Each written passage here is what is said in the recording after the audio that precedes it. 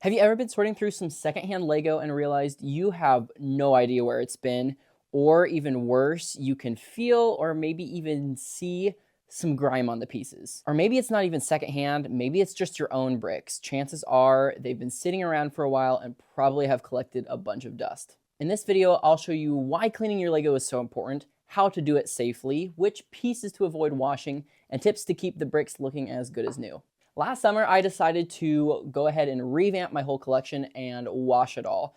The difficult part was that because my collection was already sorted, I had to wash it in a bunch of different groups because I didn't want to just mix all the pieces back together to make one big washing batch. But that gave me some good opportunity to experiment with some different ways of cleaning them and figure out what works and what doesn't work. So I'll cover what I have come up with and how I personally clean all of my pieces. If you've ever purchased any used Lego, whether it's sets or bulk pieces, it's probably a good idea to go ahead and wash it. Washing it will just give you a lot more confidence when you're messing with the pieces, when you're touching them, since you know they'll be clean and you won't have to wonder what sort of mysterious, invisible substances are on these things. Washing also just improves the look of the brick, so the shine will be there as much as possible, at least with used pieces. And it just ensures that there's no dirt pieces or anything like that that's gonna get in the way of the clutch power between the bricks. What you really want to avoid is having one grimy piece that didn't get washed that goes in with all the rest of your clean pieces,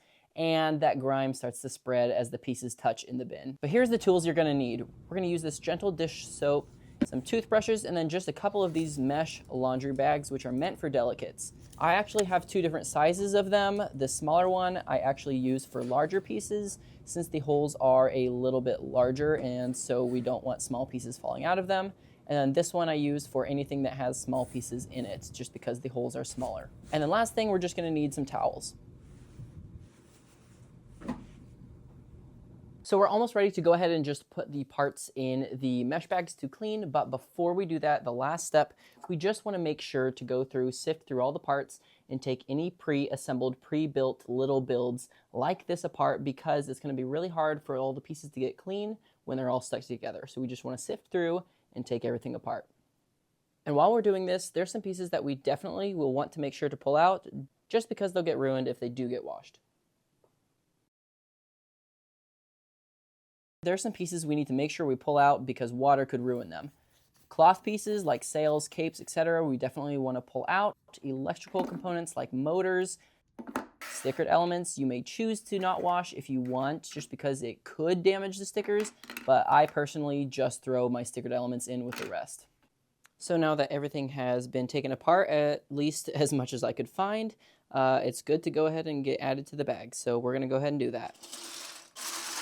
In this smaller mesh bag with the bigger holes, I've gone ahead and just added pretty much all the plates and bigger pieces that I know won't fall out at all. And in this bigger bag is everything else just like that.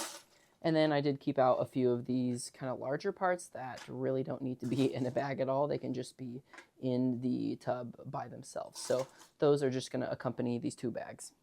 I'm going to use my bathtub. You don't have to. If you don't have one, you can just use a large plastic bin. Pretty much anything that can hold water is going to be good to go. So we're just going to place the parts, the bags, into the bin or tub. And then we're going to sprinkle some soap directly on them. And then we are good to go ahead and seal this and start the water. The water does not need to be like scalding hot. We just want it to be very warm so that it can do a good job of actually breaking up all of the dirt and grime and getting it off the pieces. So now we just want these to soak for about 20 to 40 minutes, and you only need enough water to kind of cover all the pieces. You don't need to fill the whole thing or anything. Just enough so that all the pieces kind of can get wet and are submerged in the water. So we're just going to let these soak for 20 to 40 minutes or so, and I am going to occasionally just kind of come in here and move them around a little bit just to make sure everything gets good opportunity to get all that soapy water. At this point, if there's any pieces that you knew maybe needed a little bit more work, you can just go ahead and grab them out, grab that toothbrush, and kind of scrub off the bit of grime that is stuck on. And then this base plate and some of these bigger pieces are just directly into the tub, into the water. They don't need a bag. So we're just gonna leave it like that for the time. At this point, it has been enough time, so we can take these out and drain the water. And what I want to do is actually rinse these off so that we get all the soapy residue off of them. Otherwise, some of the bricks might dry with some residue spots from the bubbles. So I'm just gonna turn this on right here.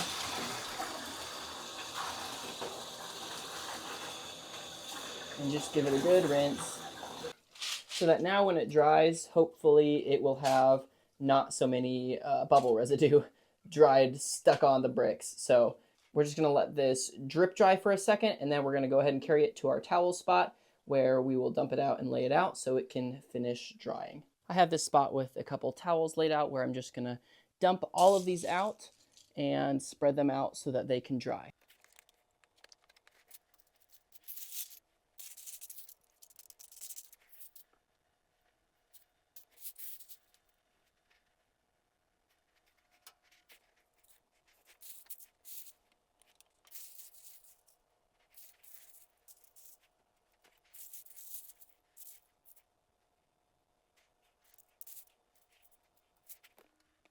So we just want to spread these out as much as possible to give them all as much air as they can possibly get. So honestly, this is probably a little bit more dense than I would normally like, but we just want to get it as spread out as possible. And then also it's good to flip over a lot of these plates, just the bigger ones especially, just because it's harder for them to dry all these little holes if it's upside down. So it dries a lot quicker if we flip them up. And then also big bricks like this, I tend to just try to grab and flip upside down so that they can dry a little bit better. Normally this will all be done drying within a couple of hours, so you just want to wait for a second, let them dry, and if you have some fans to put on them, that will help speed up the process, but it shouldn't take too long even without that. And then once they're done drying, they're good to go. You can go ahead and add them back into your collection or whatever you're going to do with them. But that's the process. I hope you found this video helpful. Hit the like button and subscribe for future videos. Here's some more videos surrounding Lego collecting, sorting, and cleaning and all that kind of stuff. Or here's this video that YouTube thinks you might also appreciate. Thanks for watching. I'll see you in the next video.